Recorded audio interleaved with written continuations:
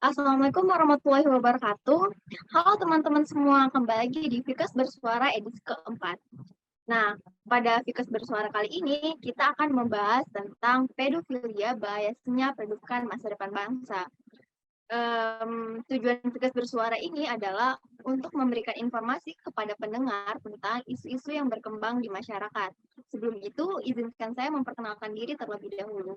Perkenalkan, nama saya Nurwana, biasa dipanggil Wana. Saya dari bidang 3 kajian strategis dan Fikas UHAMKA. Nah, pada Fikas Bersuara kali ini kita kedatangan bintang tamu nih yang sangat luar biasa sekali dari Duta Jenderal Jakarta Selatan tahun 2019, Kak Fauzia Halam. Halo Kak. Halo Wana, apa kabar? Alhamdulillah baik. Gimana kabarnya Kak? Baik, Alhamdulillah. Sebelumnya aku mau ngucapin dulu Assalamualaikum warahmatullahi wabarakatuh buat teman-teman semua yang nanti melihat di podcast kali ini. Buat teman-teman BEM Fikas juga, halo semua, apa kabar? Gimana nih Kak? Kesibukannya sekarang lagi sibuk apa nih? Sibukan sekarang, ya semester 6, aku juga sama kayak kawannya sendiri, aku masih semester 6, sibuk PBL, kuliah, laporan, terus organisasi juga gitu. Ya, Duta Jenderal masih jalan ya Kak ya? Kalau duta jemputnya bukan Oh, genre Jenderal. singkat, Oh ya ya ya. genre ya, genre singkatan dari generasi berencana. Jadi aku 2019, mm, aku 2019, aku itu kalau masih aktif, cuman untuk pengabdian, jadi kan ada setahun gitu pengabdian, jadi aku cuma sampai 2020. Setelah itu generasi di bawah aku, jadi aku kayak seniorin aja gitu yang udah duluan gitu. Tapi untuk masih kegiatannya aku masih ikut kayak rapat-rapat, terus nanti ada juga ada pemilihan duta genre 2021. Nah, itu aku tetap kayak ikut ngawasin juga gitu. Oh, sekarang jadi senior ya, senior Duta Jenderal ya Kak ya? Iya. Oke, kita langsung ke topik ya Kak. Sebelumnya nih, kan kita bahas tentang pedofilia. Nih, menurut Kak Ijah nih, pedofilia itu gimana sih Kak?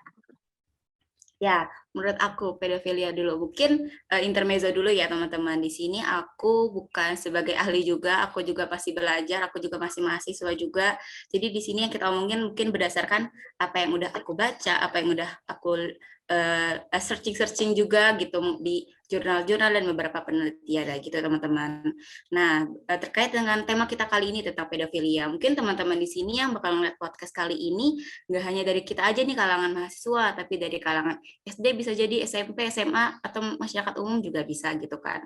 Nah, mungkin terkait pedofilia, mungkin kita lihat dulu nih dari kata bahasa pedofilia. Mungkin teman-teman di sini juga ada yang belum tahu pedofilia itu apa sih sebenarnya. Nah, oke, kalau dari bahasa atau dari kata sendiri, pedofilia itu berasal dari dua kata, ada pedo dan filia. Pedofilia itu berasal dari bahasa Yunani, yang artinya pedonya itu anak-anak dan filianya itu cinta yang bersahabat atau persahabatan. Nah, itu secara bahasanya sendiri ya teman-teman, secara bahasa Yunani. Tapi secara bahasa medisnya itu pedofilia itu adalah gangguan kejiwaan berupa ketertarikan seksual pada anak-anak. Nah, penyakit ini itu biasanya adanya karena fantasi seksual yang berulang dan terjadi secara intens atau terus-menerus. Yang terjadinya itu kepada anak-anak yang dilakukan oleh orang dewasa yang objeknya itu adalah anak-anak berusia 13 tahun ke bawah. Nah, kalau misalnya tadi kawannya tadi bilang pedofilia itu apa, mungkin bisa dibilang beda-beda nih, berbeda-beda didefinisikannya, bisa secara psikiatri, psikologi, atau berdasarkan hukum, atau setiap negara, beberapa negara tuh juga pengertian beda-beda. Mungkin aku bakal ngasih tahu nih pengertiannya berdasarkan WHO. Jadi WHO itu kan World Health Organization. Ya, di WHO ini menerbitkan ICD atau International Classification of Disease. Jadi WHO ini punya klasifikasi nih penyakit internasional, dan pedofilia itu masuk ke dalam kategori ini. Nah, menurut WHO ini pedofilia itu adalah gangguan kepribadian dewasa dan perilaku-perilakunya yang mana pilihan seksualnya itu mengarah kepada anak-anak pada usia pubertas dan pra-pubertas. Nah, itu secara WHO. Tadi sebelumnya aku juga bilang nih definisinya itu nggak hanya secara medis aja, tapi ada secara psikiater dan psikologi dan lain-lain. Nah, mungkin aku ngambil sedikit lagi pengertian dari psikiaternya sendiri. Nah, pedofilia itu menurut Diagnostic and Statistical Manual of Mental Disorder yang edisi kelima. Jadi ini itu adalah DSM yang mana isinya itu buku panduan mengenai diagnosis dan statistik gangguan mental yang mana mengklasifikasi ini nih gangguan-gangguan mental yang ada di kesehatan. Nah, ini itu bukunya diterbitin oleh American Psychiatric Association. Nah, jadi pedofilia ini termasuk nih ke dalam gangguan mental ini. Nah, menurut mereka itu, menurut DSM ini, pedofilia ini adalah parafilia atau gangguan seksual di mana seseorang ini memiliki hasrat yang kuat dan berulang terhadap dorongan seksual dan fantasi terhadap anak-anak pada masa pubertas. Nah, jadi kalau teman-teman lihat di sini sebenarnya pengertiannya tadi hampir-hampir mirip semua nih. Jadi sama-sama gangguan gangguan mental, gangguan seksual juga. Terus objeknya adalah anak-anak di bawah usia 13 tahunan itu. Mungkin intermezzo seperti itu. Oh, jadi kalau misalnya di atas 13 tahun itu bukan pedofilia, kayak maksudnya pelecehan seksual ya jatuhnya. Oke, jadi Ya, nah kita lihat dulu nih dari definisinya sendiri. Kalau dari beberapa WHO, dari tadi ICD tadi, sama dari secara medis, target objek yang dikenakan pedofilia itu adalah anak-anak yang mana usianya di bawah 13 tahun. Nah, kalau kita tinggal di Indonesia sendiri, siapa sih yang disebut anak-anak itu? Nah, kalau berdasarkan Undang-Undang Perlindungan Anak itu yang dikatakan anak-anak itu kalau umurnya di bawah 18 tahun. Nah, itu jadi orang-orang yang di atas 18 tahun yang melakukan pedofilia kepada anak-anak di bawah 18 tahun itu bisa dikatakan pedofilia gitu. Nah, terus kalau berdasarkan WHO sendiri atau Depkes-nya itu sendiri, anak-anak itu adalah anak-anak yang berusia 12 tahun. Jadi korbannya itu adalah anak-anak di bawah 12 tahun itu sendiri. Nah, kekerasan seksual ya tadi ya kayak. Kalau ini kalau kebayang-bayang nih kalau kekerasan seksual itu apakah hanya secara langsung? Kan kalau kekerasan seksual kan biasanya kan ada yang kayak langsung gitu ya, gimana-gimana langsung gitu. Kalau misalnya lewat daring kayak gitu, apa bisa disebut pedofilia gitu ya kayak? Oke. Oke, jadi di sini kekerasan seksual sendiri ini ada banyak jenis ya teman-teman. Ada kekerasan seksual secara seksual langsung organ ke organ atau misalnya secara fisik maksud aku. Terus kekerasan seksual kekerasan secara verbal juga ada. Jadi kategori yang dikategorikan beberapa peneliti ini ada banyak. Nah, untuk pedofilia ini sendiri lebih ke kekerasan seksual pada si anak ini. Jadi dibilang secara langsung atau tidak, ya beberapa yang aku baca dari pengertiannya itu adalah pedofilia lebih secara langsung. Jadi melakukan pedofilia secara langsung kontak fisik dengan si korbannya atau si anaknya. Kalau misalnya Wana tadi bilang secara chatan atau bagaimana, itu aku tahu ya dan aku beberapa baca itu lebih ke kayak pelecehan secara verbal atau maya gitu loh. Belum bisa dikategorikan sebagai pedofilia karena yang bisa nentuin pedofilia itu bukan kita sebenarnya, bukan aku juga, bukan mahasiswa juga, tapi yang bisa nentuin itu dokter apa sih, dokter jiwa yang bisa dibilang psikiater gitu. Jadi mereka ada yang tadi ada di panduannya itu loh, mereka ada ciri-cirinya, ada tesnya juga gitu. Jadi nggak semua, kita nggak bisa asal ada anak gede cetan sama anak kecil nih misalnya, ini pedofil gitu, nggak bisa lah kita langsung ngejudge orang pedofil gitu, nggak bisa gitu. Jadi udah ada ahlinya khusus yang nentuin siapa sih yang bisa dikatakan pedofilia gitu.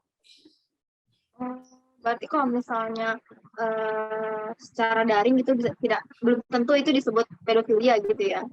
Iya, betul. Menurut saya juga seperti itu sih, karena namanya kekerasan seksual ya, biasanya tuh katanya kekerasan seksual, berarti biasanya dilakukannya, karena kalau misalnya dilakukan secara daring, itu bukan secara langsung gitu ya, maksudnya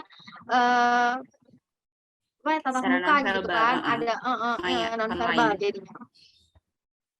Nah, apalagi sekarang kan saya nanya gitu karena sekarang kita tuh zaman-zamannya lagi daring gitu ya kayak makanya banyak kasus pedofilia di Indonesia sekarang nih emang lagi banyak-banyaknya begitu. Nah, mungkin dikarenakan mereka yang nggak boleh kemana-mana gitu kan, bisa jadi bosan gitu kan, yang akhirnya menyebabkan orang-orang tuh memicu penyakit pedofilia ini, begitu ya kayak. Karena betul. zaman sekarang ini emang nggak kemana-mana, nggak akses terbatas gitu kan, jadi orang tuh nggak bisa kemana-mana gitu, nggak Betul, bisa di rumah aja. di rumah aja. Nah, itu mungkin bisa juga ya kayak memicu penyakit itu, tapi itu penyakit ya kayak Nah, penyakit itu oke. muncul. Nah, betul. Jadi pedofilia ini tuh berdasarkan medis-medis juga, dia tuh udah termasuk dalam penyakit. Nah, dan faktanya adalah, dan aku juga kaget, ternyata pedofilia ini sudah dikatakan sebagai kejahatan juga. Jadi penyakit ini bisa berujung pada kriminalitas, yang mana penyakit ini di Indonesia itu sendiri menjadi kejahatan luar biasa, atau di mana pada benar-benar difokuskan banget gitu, karena ini benar-benar berbahaya. Nah, terkait tadi kita lagi di rumah, menurut Wana masih ada nggak sih kejahatan pedofili ini? Dan ternyata itu masih ada, teman-teman. Dan ternyata beberapa berita yang aku baca juga, dan aku habis apa ya, riset-riset juga, itu kejahatan itu terjadi gak hanya ketika misalnya nggak lagi keadaan corona. Keadaan sekarang pun masih ada. Kenapa? Karena rata-rata itu yang melakukan pedofili itu adalah orang-orang di sekitar korban, atau kan korbannya ada anak-anak gitu kan, anak-anak di bawah 12 tahun 13 tahun gitu, dan korban itu adalah orang-orang sekitar, bisa jadi guru, bisa jadi orang tua, keluarga, atau tangga sendiri. Nah itu, nah terus tadi Wana bilang kita lagi di corona nih, lagi di rumah aja, dan itu masih bisa kemungkinan, karena kemungkinan ini tuh nggak nutup kemungkinan orang terdekat kita sendiri yang bisa melakukan tindak seperti itu ke anak-anak gitu. Iya, karena saya juga pernah, ini tuh kasus pedofilia udah lama sekali ya Kak ya mulainya. Karena saya pernah, nggak pernah nonton sih, tapi pernah lihat beritanya, waktu itu pernah jadi difilmkan sama orang mana gitu, film film luar, dia yang mencabuli anaknya sendiri selama bertahun-tahun, yang Kakak tahu nggak sih film itu tuh, yang sekarang lagi waktu itu sempat rame gitu, yang dia penjarain anaknya di bawah tanah, terus sampai anaknya tuh hamil berapa kali gitu. Itu juga termasuk ya kayak. Kalau menurut aku sih itu termasuk, kayak makanya aku bilang dari pengertiannya aja kita udah tahu itu adalah gangguan gitu, gangguan jiwaan juga, itu juga termasuk apa namanya penyakit juga. Jadi yang bisa kamu Wana bilang itu benar-benar menurut aku ya itu termasuk juga. Aku nggak tahu sih yang cerita Wana itu beritanya kayak gimana, aku belum tahu. Tapi yang cara Wana bilangin tadi dikurung, di apa bisa sampai hamil gitu-gitu, dan itu menurut aku itu termasuk gitu loh. Apalagi tapi lihat dulu korbannya siapa. Kalau korbannya dia di bawah usia, tadi bisa dikatakan pedofilia. Jadi pedofilia itu lebih ke arah dilakukan objeknya itu adalah di anak-anak gitu loh. Oh. Nah, ini kan anak-anak ya, dampaknya tuh gimana sih Kak? Kalau menurut Kakak nih, dampak pedofilia bagi anak-anak Nah, itu kalau gimana? dampaknya, kalau menurut dampaknya itu ya mungkin kita lebih ke secara anak-anaknya dulu, si korbannya itu kan, secara mentalnya pasti banyak dong, secara mentalnya. Nah, jadi aku baca tadi juga beberapa juga aku baca, jadi ada nih efek dari si pedofilia ini. Pedofilia ini bisa juga kita kategorikan sebagai kekerasan seksual. Nah, yang mana efeknya ini ternyata udah ada penelitiannya itu di luar peneliti di luar Indonesia mengamati nih ada 4 efek nih dari kekerasan tersebut. Yang pertama tuh merasa dikhianati atau betrayal. Jadi si korban ini, si anak ini awalnya yang punya kepercayaan sama keluarganya, memiliki kepercayaan sama masyarakat yang bisa dilindungi dan sebagainya, tetapi gara-gara menjadi korban dari kekerasan seksual ini, si korban ini merasa kayak hilang kepercayaan nih sama lingkungan sekitar dia, merasa dikhianati oleh orang tuanya atau sama dikhianati sama lingkungannya karena apa ya, tidak bisa orang-orang sekitar dia itu tidak bisa melindungi diri dia sendiri gitu. Jadi dia tuh merasa terancam di lingkungan dia gitu. Itu yang pertama efeknya. Jadi merasa kayak hilang kepercayaan juga, merasa dikhianati, itu yang pertama. Dan yang kedua itu tidak merasa si korban itu merasa tidak berdaya atau powerlessness. Jadi si korban ini punya rasa takut, punya mimpi buruk kayak fobia, kecemasan dan lain-lain, yang mana itu sampai dibawa ke keseharian mereka sehari-hari gitu loh. Jadi kebayang-bayang terus. Nah, perasaan-perasaan yang gak berdaya ini ngebuat si korban ini jadi lemah. Nah, si korban ini merasa jadinya kayak nggak mampu. Terus kayak efek jangka panjang adalah mereka jadi nggak produktif dalam melakukan kegiatan sehari-harinya. Misalnya si korban ini kan dibilang anak-anak, pedofilia ini kan dilakukan kepada anak-anak. Nah, anak-anak ini kan masih pada masa-masa sekolah, masih pada belajar, masih pada waktu main-mainnya gitu loh. Tapi si anak ini gara-gara kejadian tersebut, jadi apa ya, merasa ketakutan gitu untuk kayak melakukan kegiatan-kegiatan dia, misalnya belajar jadi terhambat, misalnya dia untuk jadi main jadi merasa terhambat karena takut, jadi nyambung juga ke apa efek pertama, jadi kecemasan gitu, takut dengan lingkungan mereka. Nah, itu yang kedua ya, tadi pertama tadi tentang kekhianatan, merasa dihianati, tidak dipercaya, sama yang kedua itu tidak merasa berdaya gitu loh. Nah, yang ketiga itu pasti adalah dari stigma, stigma masyarakat. Ya mana efeknya ini si anak korban ini merasa dia itu merasa bersalah, dirinya itu merasa apa yang udah terjadi sama dia itu adalah kejadian yang buruk gitu loh. Jadi dia merasa apa yang menimpa dia itu berbeda sama yang lain. Jadi ada beberapa kasus yang buktiin di mana anak-anak yang mengalami kejadian ini, dia itu jadi malah efeknya buruk ke dia, yang mana mereka melakukan self harm atau kayak nusuk-nusukin diri dia gitu, atau enggak sampai mengarah ke minum-minuman obat-obatan kayak narkoba gitu. Tujuannya apa? Mereka buat menghilangin memori mereka, ingatan mereka. Nyambung banget sama tadi yang alasan kedua. Nah, alasan penelitian kedua tadi kan dibilangnya adalah apa ya? Ada kecemasan, ada rasa takut juga, fobia juga gitu. Nah, itu yang bikin mereka kayak gimana nih caranya biar aku si korban nggak ingat lagi. Nah, itu mereka bisa sampai ngelakuin misalnya self harm sama narkoba. Itu yang ketiga. Itu menurut penelitian loh ya. Dan penelitian dan efek keempatnya itu ya pastinya itu trauma secara seksual, itu pasti gitu loh teman-teman. Trauma secara seksual gimana? Jadi mereka ya ujung-ujungnya kayak menolak untuk melakukan, nanti kan anak-anak ini bakal tumbuh dewasa. Nah, karena kejadian kelam ini mereka sudah terjadi seperti itu, mereka jadi merasa kayak aku nggak mau ngelakuin hal kayak gitu, hubungan seksual aku nggak bakal mau gitu loh. Padahal secara nanti kalau kita udah menikah, nanti kan kita juga pasti melakukan hubungan seksual dong, karena untuk mendapatkan keturunan dan lain-lainnya gitu kan. Nah, karena hal kejadian kelam dia masa lalu, riwayat kejadian dia masa lalu, itulah yang membuat dia kayak jadi nggak percaya sama orang lain. Misalnya korbannya adalah perempuan, dia bisa jadi nggak percaya sama laki-laki. Jadi dia udah trauma aja gitu. Gitu. Itu sih beberapa penelitian yang faktanya apa ya, peneliti yang mengungkapkan efek sampingnya apa sih pada si korban itu sih. Oh iya, berdasarkan juga nih bahayanya banyak sih kalau misalnya anak kecil gitu yang udah digituin gitu kan, jadi takut buat ngomong Kak. Jadi takut karena mereka tuh merasa malu, jadi takut buat ngomong, akhirnya dibiarkan begitu saja sampai kejadian itu terus berulang, bener Kak. Nah, Betul. nah Mm-mm. gimana sih Kak caranya supaya anak-anak ini bisa gitu, apa bisa berani buat ngomong, apalagi takut kan sama orang dewasa gitu, takutnya nanti malu menjatuhkan nama keluarga dan segala macam gitu kan, itu kan juga dampaknya sampai ke situ kan, besar juga dampaknya. Nah itu gimana tuh bagi mereka yang apa sih, gimana sih cara supaya anak-anak ini tuh gak diem gitu, berani buat ngomong gitu. Nah, ya. Nah, jadi pada kasus ini tuh emang rata-rata korban, semua korban yang mengalami kejadian kekerasan seksual ini pasti takut dan merasa kayak nggak aman nih, insecure sama lingkungan sekitar dia. Nah, apa sih yang bisa kita lakuin? Nah, ini pastinya butuh dukungan dari semua orang maksudnya lingkungan sekitarnya, dari masyarakat sendiri, dari keluarga sendiri, dari orang tua. Dan yang pasti mereka tuh butuh, kan korbannya adalah anak-anak gitu kan. Yang mana anak-anak ini juga keadaan emosi mereka juga belum stabil dan pasti apa ya, mengalami namanya traumatis gitu loh. Nah, itulah peran dari masyarakat, orang tua dan KPAI, KPAI, maksudnya Komisi Perlindungan Anak dan Ibu.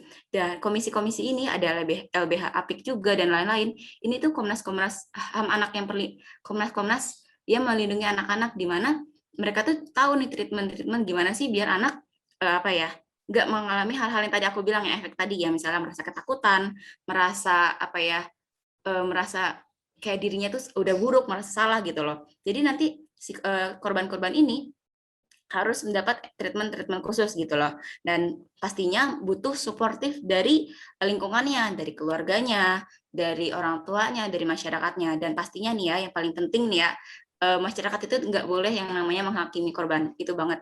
Kayak apa ya, karena pasti orang-orang tuh kayak, ih dia pernah kena ini, berarti ini salah si korban juga, lagi dia begini-begini. Pasti tahu lah ya dengar apa ya, omongan-omongan seperti itu. Nah itu yang membuat anak-anak itu yang makin down dan mereka makin merasa menutup diri dan bersalah gitu. Nah itulah butuh banget yang namanya kayak psikolog, dan bahkan mungkin butuh psikiater. Psikiater itu kan beda dengan psikolog. Psikiater itu dokter yang mengarah apa ya, dokter kejiwaan gitu loh. Jadi mereka yang mengurus korban-korban ini juga bisa, dan pedofilia ini juga bisa apa ya, diurus oleh si psikiater ini sendiri, dikasih terapi pemulihan gitu. Berarti emang pentingnya itu edukasi dari kecil ya, Kak, ya? Karena, Betul. kalau misalnya nggak kayak gitu, anak-anak tuh pasti kayak, ya udah nurut aja kalau digituin gitu kan, karena mereka nih nggak tahu apa-apa gitu. Makanya pentingnya di sini bisa kita kaitin sama peran dan fungsi keluarga gitu kan. Gimana sih supaya keluarga ini bisa memberikan education sex pada anaknya di usia dini biar mereka tuh bisa melindungi dirinya sendiri kalau misalnya ada bahaya terjadi yang kayak gitu gitu kan Kak. Ya, iya betul. Ya benar, aku setuju banget nih sama yang Wana bilang. Butuhnya ada namanya sex education.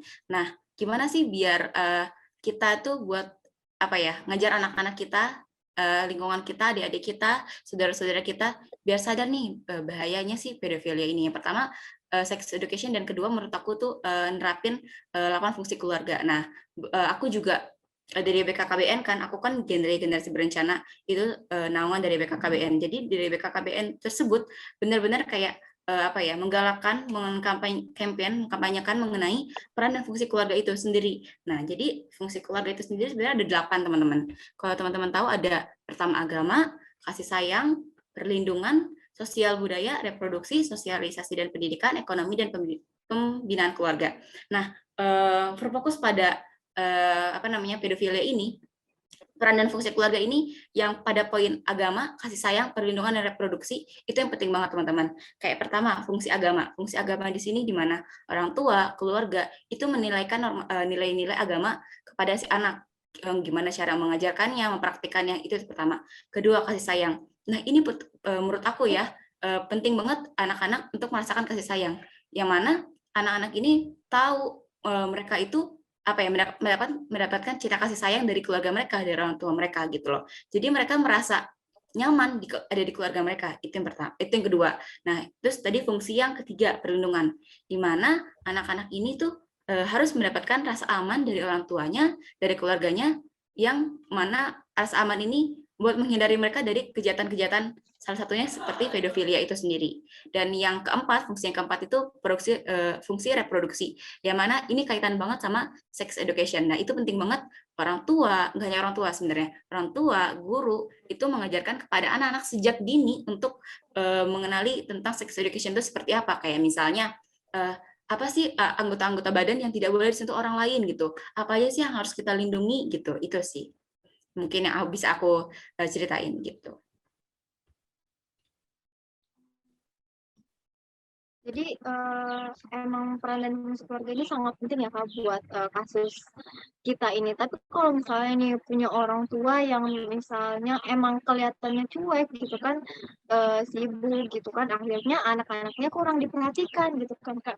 Otomatis harus ada kesadaran.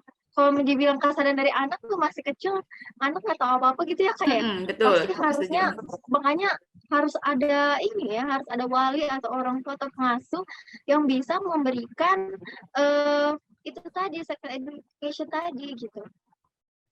Ya, aku Karena setuju banget. emang kasihan gitu kalau misalnya nggak kayak misalnya kan kita nggak tahu ya ada keluarga mungkin yang broken home gitu kan atau ada keluarga yang mungkin anaknya nggak dibiarin gitu aja gitu kan sampai um, sampai kayak gitu sampai akhirnya terjadi hal itu gitu kan nggak tahu apa-apa karena kurangnya fungsi keluarga tadi. Ya, betul banget, Wana. Jadi, makanya itu, kan tadi Wana bilang anak-anak juga misalnya nggak dapat kasih sayang dari orang tuanya atau seperti apa. Nah, itulah, apa ya, menurut aku peran orang tua di situ dan peran keluarga dan masyarakat menurut aku ya. Banyak sih, maksudnya keluarga, masyarakat, guru terutama juga. Jadi, kayak jadi orang tua itu tidak mudah gitu loh. Misalnya, kalian persiapin untuk jadi keluarga itu tidak mudah. Ada namanya aspek persiapan untuk persiapan keluarga. Itulah yang kayak maksudnya aku dari BKKBN juga dari apa Duta Genre Jakarta Selatan itu mengkampanye di mana masyarakat buat apa namanya peduli terhadap anak-anak, peduli terhadap apa sih perannya orang tua gitu loh. Peran fungsi keluarga itu seperti apa kepada anak-anak, kepada masyarakat itu seperti apa dan apa ya. Dan untuk membangun keluarga itu tidak mudah. Ada aspek-aspek yang harus dipenuhi, misalnya dimensi-dimensi dari ekonomi misalnya dari mental. Jadi persiapan untuk menjadi orang tua itu tidak mudah gitu. Yang ada 10 aspek-aspek gitu. Yang pasti kita tahu cara ekonomi, mental, psikologis, interpersonal. Jadi apa ya? Jadi orang tua itu harus ada namanya kayak pranikah, pembelajaran pranikah. Jadi itulah tujuannya biar anak-anak ini nggak merasa kekurangan kasih sayang gitu loh. Itu intinya sih lebih seperti itu sih gitu. Tapi kalau peran masyarakat gitu Kak, melihat anak yang seperti itu atau mungkin nih banyak kasus yang malah terjadi tuh kepada anak jalanan. Anak jalanan kan yang kayak nggak punya keluarga gitu kan, yang tidur di jalanan gitu. Nah, yang jadi korban itu mereka. Nah, kita sebagai masyarakat itu kira-kira bisa melakukan apa nih Kak sama masyarakat pelaku atau korban gitu? Apa yang bisa kita lakukan gitu sebagai Nah, masyarakat? apa yang bisa kita lakukan? Pasti kita apa ya? Yang mana anak-anak itu nggak hanya anak kita sendiri, tapi masyarakat kita, termasuk yang anak-anak jalanan. Mereka juga apa ya? Mereka juga adik-adik kita gitu loh. Itulah juga menurut aku peran pentingnya kita anak muda, peran pentingnya masyarakat semua, segala aspek gitu loh. Peran juga dari apa namanya ya? Pemerintah-pemerintah juga ada namanya lembaga-lembaga yang peduli terhadap anak-anak, misalnya Komnas HAM juga. Itu mereka juga apa ya? Peduli terhadap anak-anak yang apa ya, mengalami kejadian pedofilia pada anak-anak yang tidak memiliki keluarga gitu. Jadi menurut aku perannya itu penting banget sih untuk mengayomi gitu loh. Kan kita suka melihat ya, iya anak jalanan gitu. Mungkin kita ada beberapa yang mikir, ih risih anaknya kayak gimana gitu misalnya risih atau gimana gimana. Nah, itu yang menurut aku ya stigma masyarakat yang menurut aku ya harus dihilangkan gitu loh, karena kita itu apa ya, sama gitu, semua itu manusia sama gitu. Kita harus kasih sayang itu bisa kita berikan gak hanya untuk keluarga kita juga. Kita kasih sayang kepada masyarakat, kepada hewan, kepada lingkungan, itu juga kita bisa memberikan kasih sayang kita gitu. Itu sih yang menurut aku masyarakat penting mendapatkan yang namanya edukasi juga menurut aku. Itu sih pentingnya masyarakatnya, apalagi kita nih sebagai mahasiswa gitu loh, mahasiswa nggak peduli kita mahasiswa apapun, untuk mengedukasi masyarakat itu perlu gitu loh. Itulah fungsinya kita sebagai masyarakat, sebagai agen of change, agen perubahan yang bisa membuat edukasi kepada lingkungan kita gitu. Gitu sih. Ya, supaya mereka sadar gitu ya, supaya mereka ada juga meningkatkan rasa kepedulian mereka juga ya terhadap anak-anak jalanan gitu ya, Kak ya. Nah, kalau misalnya dengar-dengar kabar nih Kak, pernah sempat viral ya waktu itu karena memang peran dan fungsi keluarga itu penting. Ada yang kayak TV stasiun TV yang main apa kayak film enggak sih kita aja nih mungkin waktu SD gitu kan suka nonton film cinta-cintaan gitu kan yang bahkan mungkin korban bisa jadi pelaku ya Kak.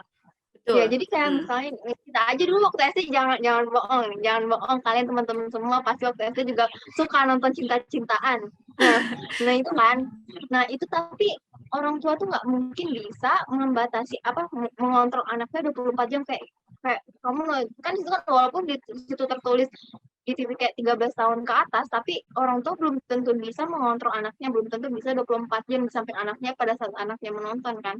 Nah, aku aja waktu kecil juga kalau misalnya nonton, kadang bapak ibu aku kerja, aku nonton gitu kan, nggak peduli tuh film apa juga nggak peduli, nonton aja, yang penting suka liatnya, iya astagfirullahaladzim. Termasuk aku sih, Iya, aku juga gitu seperti itu. dulu juga. Kan apa aja Iya, kita nah tonton gitu. Nah, itu kan bisa memicu ya, kayak memicu bahkan mungkin ini tiba-tiba terlintas aja nih di kepala aku. Mungkin korban bisa jadi pelaku gitu ya, Kak. Dia yang malah memicu orang yang mungkin terkena pedofilia, terus korbannya juga jadi mau gitu kan, karena memang sering nonton film begituan sebagai pemicu, begitu, Kak. Bisa gitu ya, Kak ya? Nah, oke, mungkin ini kita lebih ngomongin apa sih yang jadi penyebab si pedofilia ini tersebut terjadi gitu. Nah, beberapa jurnal juga yang aku baca, penyebab pedofilia ini secara spesifik pastinya itu belum ada, tapi beberapa peneliti itu membuat apa ya penelitian kesimpulan. Jadi ada nih beberapa faktor yang nyebabin adanya pedofilia. Pedofilia itu kan orangnya. Nah, jadi yang pertama pasti yang benar tadi Wana bilang adanya si korban ini si pelaku ini merupakan korban dari masa lalu dia. Jadi mereka tuh si pelaku pedofilia ini mempunyai riwayat yang mana riwayat dulu dia itu sebagai korban kekerasan seksual pas masih anak-anak. Logikanya misalnya pas lagi anak-anak SD misalnya dia mengalami kekerasan seksual. Nah, nanti karena masih ada kebayang-bayang di otak dia, dia malah melakukan tindak kejahatan itu pada anak lagi. Jadi ya apa ya itu tuh aku yang beberapa jurnal halo yang Iya, turun-temurun ya maksudnya. Iya, turun-temurun jadinya ada mulu gitu loh. Itu yang pertama. Terus yang kedua pastinya dari gangguan kepribadian itu sendiri. Tadi bahasa apa namanya? Pengertian tadi kan udah emang ada gangguan dari kejiwaan dia sendiri kan. Nah, itu sih ada sebenarnya ada banyak faktor. Cuman ada 3 atau 4 faktor yang banyak yang pasti itu dialami gitu. Yang pertama dari udah punya riwayatnya sendiri turun temurun, yang kedua dari gangguan dia sendiri dari badan dia sendiri, yang ketiga dari faktor lingkungan dia sih. Jadi lingkungan mana yang jadi lingkungan itu benar-benar lingkungan masyarakat itu benar-benar ngaruhin si pelaku yang mana jadi lingkungan ini membuat si perilaku apa ya pelakunya ini perilaku pelakunya ini apa ya jadi belajar gitu loh. Oh lingkungan misalnya nih lingkungan aku jelek nih misalnya lingkungan aku buruk dan banyak hal-hal yang kayak melakukan kayak gitu jadi ikut-ikutan itu loh maksud aku itu lebih Oh iya tepatnya iya. faktor lingkungan yang membuat si pelaku itu ikut-ikutan gitu kan dan itu sih itu yang tiga itu yang keempat benar tadi yang Wana bilang percaya orang tua dan itu ternyata ada loh ternyata hubungan keluarga yang gak harmonis itu yang nyebabin si anak apa ya si orang ini mungkin pas lagi anak-anak pas lagi gedenya melakukan hal-hal kejahatan seperti itu sih ada banyak faktor aku dapat 8 faktor gitu tapi 4 faktor ini yang paling yang beberapa jurnal ada mulu itu sih. Emang parah banget ya kalau misalnya terus turun-temurun gitu, berarti nggak ada habisnya. Emang sekarang juga kasus-kasus di Indonesia tuh emang terus meningkat tuh tentang pedofilia. Nah nah selagi kita bahas itu nih, kita lihat nih, banyak sih karena kasus-kasusnya banyak gitu kan, eee, ada aturan gitu, aturan kebijakan hukum terkait pedofilia gitu Kak. Di Indonesia tuh gimana sih kok yang sepemandangan saya yang selihat saya pada saat nonton berita tuh hanya terfokus pada pelaku malah korbannya tuh kayak ya udah dibiarin gitu aja gitu padahal seharusnya penting juga nih di rehabilitasi nih si korban karena dampaknya itu juga besar bagi kesehatannya korban begitu kan Kak. Ya, betul. Nah, tadi mengenai kebijakan hukum tadi Wana bilang kebijakan hukum di Indonesia. Sebenarnya kebijakan hukum di Indonesia itu udah jelas Wana, udah ada aturan-aturannya. Yang pertama kayak misalnya tindak pidana. Jadi udah ada di Undang-Undang Nomor 23 Tahun 2002 tentang Perlindungan Anak yang jelasin yang mana perbuatan kekerasan seksual ini yang mana orang ini melakukan pemaksaan terhadap anak di bawah umur, di bawah di bawah umur 13 tahun, 18 tahun, itu bakal kena hukuman pidana selama 3 sampai 10 tahun. Itu yang pertama. Itu yang kedua yang terbaru ada Undang-Undang Nomor 17 tahun 2006. Nah, mengenai si pelaku pedofilia ini. Jadi pelakunya ini gak hanya bisa dipenjara, tapi ternyata aku baru tahu ada namanya proses kebiri secara kimia. Jadi nanti si pelakunya ini disuntikan secara kimia kepada tubuhnya dan bahkan parahnya misalnya orang ini nih aku baca tadi tuh ada sampai 3 pelaku buronan internasional dia 305 korbannya yang dia melakukan pedofilia kepada 305 korbannya dan itu banyak banget dan itu bisa hukumannya itu berujung pada kematian maksudnya hukuman si pelaku adalah mati nah itu teman-teman jadi menurut aku ya kalau misalnya menanya kebijakan terhadap si pelakunya itu ada benar-benar ada jelas gitu. Emang diterapin nggak sih Kak? Mungkin apa karena nggak diberitain kali ya, nggak dikasih tahu kali ya? Karena sepenangkap saya nonton berita tuh nggak ada yang cuman kayak ya yang biasa pada umumnya gitu, cuman kayak dihukum 15 tahun penjara, dihukum segini, sekian gitu, nggak ada penjelasan gitu sampai jadi karena kita masyarakat awam saya juga masyarakat awam ya, lihatnya juga oh dihukumnya juga juga segini ya, itu juga bisa memicu orang-orang yang jadi nggak takut gitu untuk melakukan kejahatan gitu karena yang dilihat itu ya cuma segitu padahal belum tahu nih apa yang terjadi pada korban apa yang terjadi pada pelaku ketika ditangkap nanti gitu ya kan Kak. Ya betul banget. Nah itulah menurut aku peran di sini tuh banyak. Jadi nggak hanya peran dari secara kepolisian, secara hukum, tapi peran dari Komnas HAM dan lain-lain, peran dari psikolog, peran dari psikiater. Nah jadi si pelaku-pelaku ini, jadi misalnya Wana bilang kok aku melihatnya nggak kayak di penjara ya gini. Dan ternyata mereka itu nggak hanya di penjara, tapi mereka itu jadi tergantung tingkat kejahatan mereka. Jadi mereka kalau di kepolisian itu mereka punya kerjasama sama bidang-bidang lainnya gitu, bidang-bidang kesehatan gitu. Dan jadi mereka itu juga ada yang bisa diobati, direhabilitasi. Jadi mereka tuh diobati. Jadi nggak selalu orang-orang yang pedofilia ini mereka tuh langsung dipenjara, langsung dihukum mati atau enggak disuntik tadi itu enggak. Jadi tergantung mereka punya apa ya, kriteria khususnya gitu loh teman-teman. Nah, kalau misalnya terkait pedofilia tadi, kalau misalnya ditanya kalau misalnya nggak dihukum terus mereka diapain, dilepasin aja ya, enggak. Jadi mereka ada namanya terapi gitu loh. Nah, mungkin aku bakal cerita ini, ada sih beberapa pengobatan untuk si pedofilia ini. Mereka diterapi. Yang pertama dari psikoterapi. Nah, inilah peran pentingnya si psikolog dan psikiater. Jadi mereka menterapi si orang-orang si pedofilia ini. Jadi belum tentu orang-orang pedofilia ini langsung di penjara aja gitu. Mungkin di penjara, tapi mereka tetap membutuhkan psikoterapi. Itu yang pertama. Dan kedua, terapi secara perilaku atau behavior dia. Jadi ada namanya cognitive behavioral therapy atau terapi kognitif lingkungan dia sehari-hari. Itu yang pertama. Dan kedua ada namanya terapi secara keluarga. Jadi yang tadi aku bilang pemicunya ada orang pedofilia itu pertama salah satunya adalah dari keluarganya sendiri, maksudnya dari lingkungannya dia sendiri gitu loh, bisa jadi lingkungannya sendiri atau dari pas masa riwayat dia pernah mengalami hal itu. Nah itulah peran tadi aku bilang nyambung banget sama peran dalam fungsi keluarga. Jadi ada namanya family system therapy, di mana terapi ini itu melibatin keluarga untuk memberikan dukungan kepada penderita pedofilia untuk berubah. Jadi dukungan bukan negatif ya, maksudnya dukungan untuk apa ya, saling apa ya, mengajak ayo loh kita untuk berubah gitu. Jadi membantu si psikolog dan psikiater ini untuk menterapi si pedofilia ini. Itu yang kedua. Jadi ada pengobatannya, ada psikoterapi, ada terapi perilaku, ada dua tadi kan, yang secara kognitif, secara family. Dan yang ketiga itu adalah pemberian obat-obatan. Nah, tadi aku bilang yang dihukum secara obat-obatan kebiri zat kimia itu, nah ini. Jadi ada pengobatan yang akan diberikan dokter kepada si pelaku pedofilia itu sendiri. Itu sih.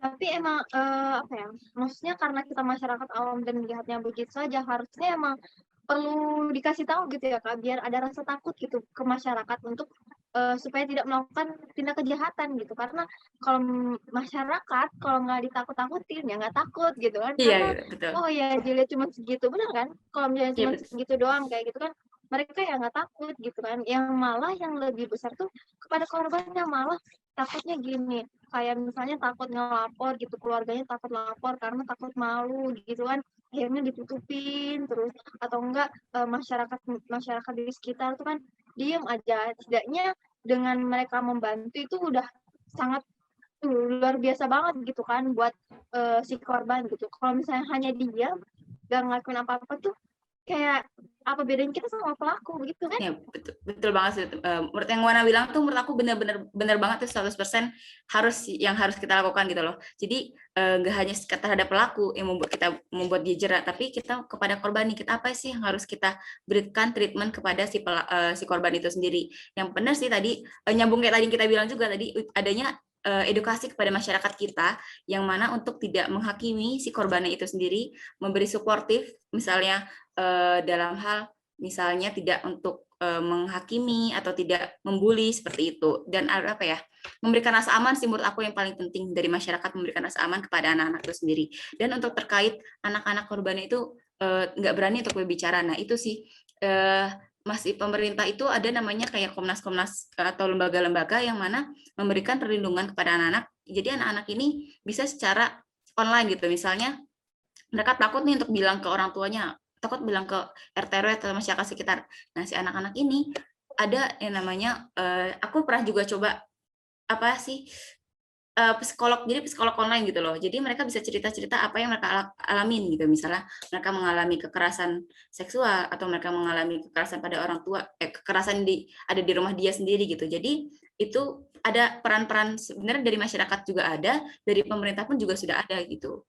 Itu sih fungsinya kita untuk mengkampanye ke anak-anak kita, ke adik-adik kita untuk ini loh ada platform-platform atau media-media yang bisa kamu gunakan amit-amit kalau misalnya kamu kejadian seperti ini gitu loh, itu sih.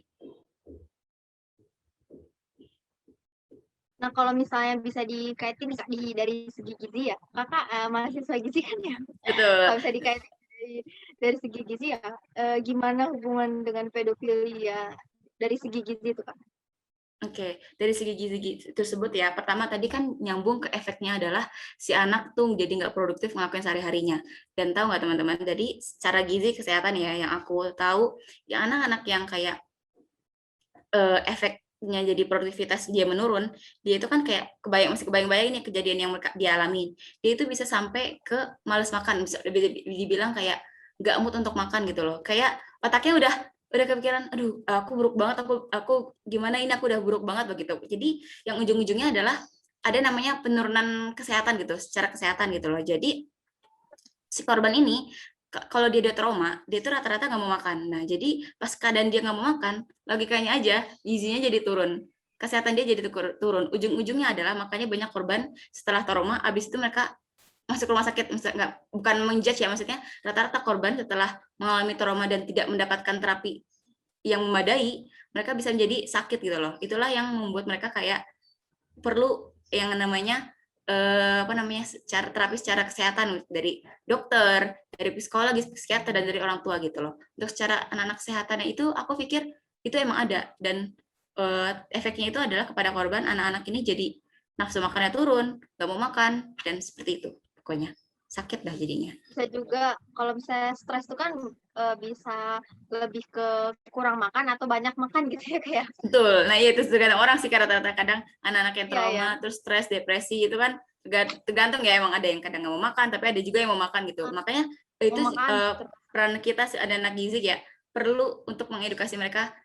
Misalnya kita dapat kegiatan nih, misalnya sama anak-anak yang menjadi korban. Nah, itu apa sih yang harus kita berikan kepada mereka ya? Kita bisa memberikan edukasi kepada mereka. Misalnya mereka korban nih, terus depresi atau seperti apa. Misalnya mereka ternyata nggak mau makan, apa nih harus kita berikan kepada mereka yang anak-anak yang malah nggak mau makan gitu. Nah, tapi kebalikannya, kalau misalnya dia depresi malah banyak makan gitu loh, makan yang nggak, apa ya, bisa dibilang nggak dikontrol makanannya, itu kan justru bisa menimbulkan mereka sakit gitu kan.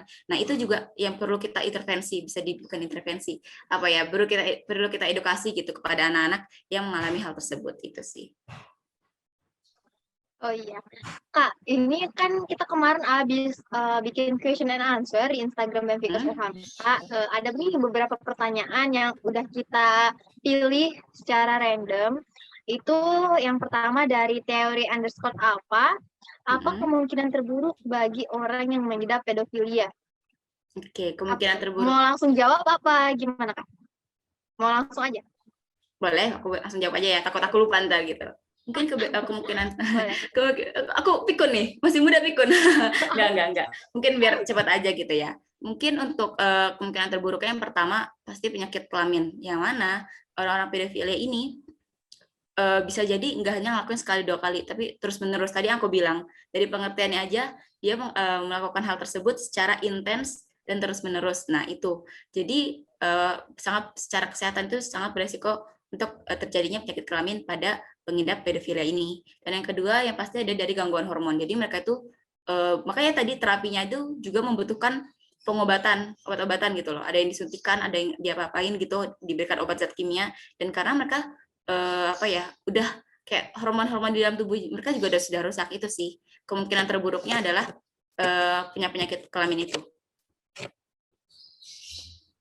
Kemudian ada pertanyaan dari Ferdinand underscore bukan Dika, apakah pengidap pedofilia harus langsung dibawa ke dokter atau bisa sembuh sendiri? Nah, oke. Ini sebenarnya terkait sama yang tadi kita udah omongin sih sebenarnya, kayak cara pengobatannya. Yang tadi aku udah bilang di awal, si pedofilia ini nggak bisa kita langsung judge gitu kan. Jadi yang bisa menentukan dia pedofilia atau tidak itu adalah psikiater, dokter, psikolog gitu. Nah, jadi kalau bisa ditanya pengidap ini terus dia dibawa ke dokter atau bisa sembuh sendiri. Nah, menurut aku, yang beberapa aku baca juga, mereka bisa sembuh kalau dibawa ke dokter. Yang mana dokternya adalah dokter psikiater. Dokter psikiater itu apa sih sebenarnya? Dokter psikiater itu yang orang-orang kedokteran tapi yang berfokus pada kesehatan jiwa. Nah, itu teman-teman. Jadi mereka tuh perlu yang namanya dibawa ke psikiater tersebut. Mereka nanti bakal dikasih apa sih? Yang tadi aku bilang bakal dikasih terapi, bakal dikasih obat-obatan, psikoterapi juga gitu, teman-teman.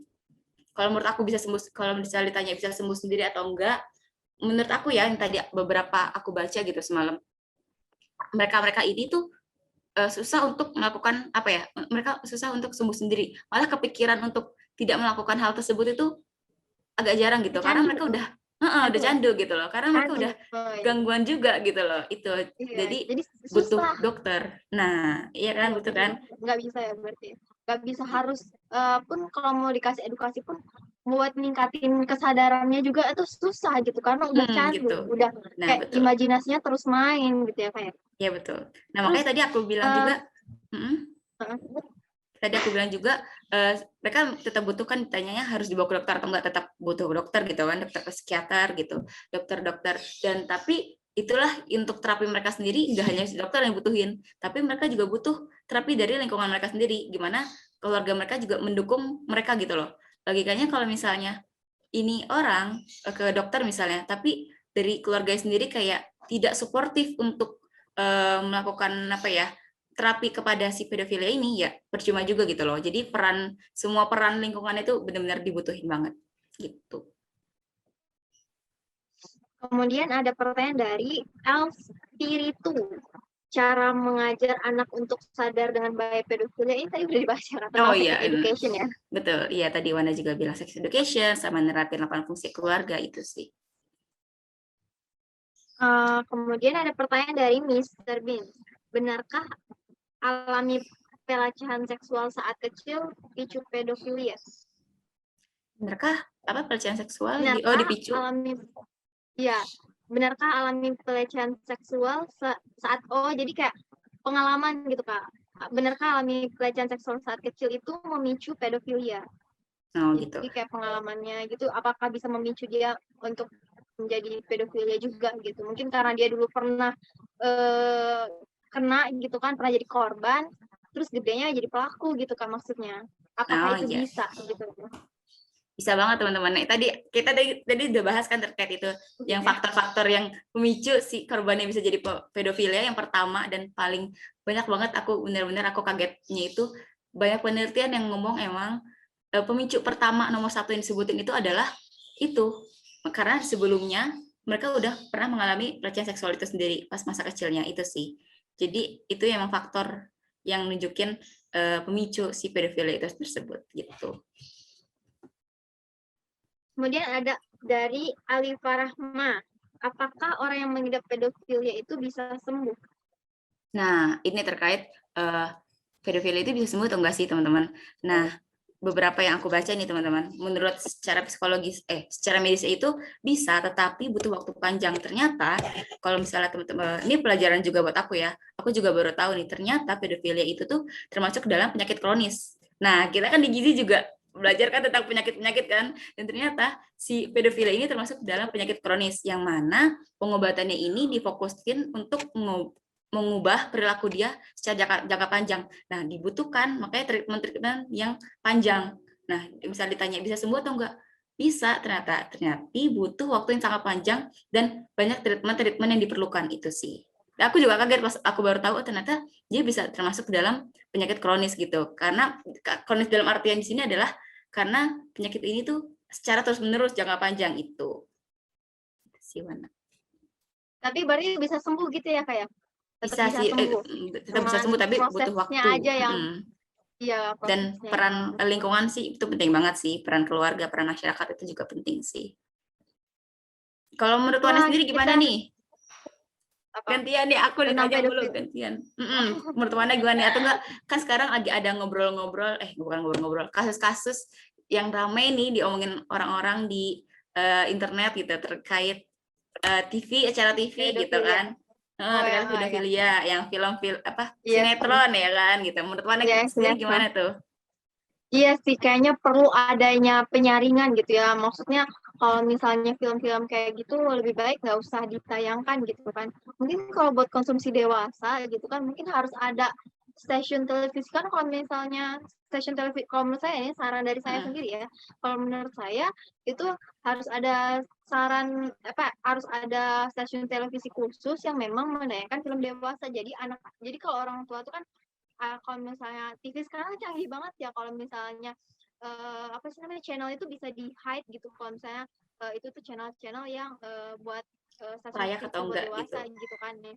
Nah iya baik atau enggak makanya kalau menurut saya itu perlunya penyaringan gitu penyaringan kayak film-film buat konsumsi anak 13 tahun ke atas gitu kan biar anak-anak di rumah juga nggak asal nonton gitu, dan jangan mengajari mereka untuk bisa membuka, walaupun udah tahu nih cara nge-hide-nya, tapi ternyata bisa diiniin sendiri karena Iya, bisa anak-anak gitu sekarang kan. lebih pintar Apalagi daripada kita. Iya, benar. ya Adik-adik kita anak-anak lebih sekarang pintar pintar, daripada kita.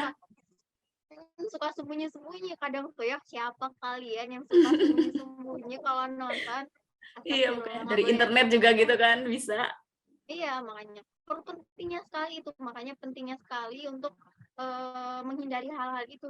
Lebih baik sih kalau menurut aku, lebih baik memang benar-benar disaring. Kalau misalnya nih kayak stasiun televisinya ini untuk anak-anak, memang kalau stasiun televisi ini untuk anak umur berapa ke berapa gitu kan, ini untuk dewasa gitu. Jadi mereka bisa apa ya, orang tua juga bisa tahu gitu apa cara supaya anak-anak ini tidak melenceng gitu, akhirnya nontonnya nggak melenceng kayak gitu sih Iya, Kak, betul. kalau menurut Iya, aku. betul banget sih. Aku juga setuju sih Wana bilang kayak itu juga perlu yang namanya edukasi sih. Ujung-ujungnya edukasi kepada anak. Misalnya kayak nak kalau udah ada jam segini terus ada misalnya logo seperti ini kamu nggak boleh nonton ya. Misalnya bisa aja anak-anaknya itu nakal gitu loh, ngerti nggak? Atau nggak nyari di YouTube Iya, iya, sendiri iya, ada di iya. internet gitu loh.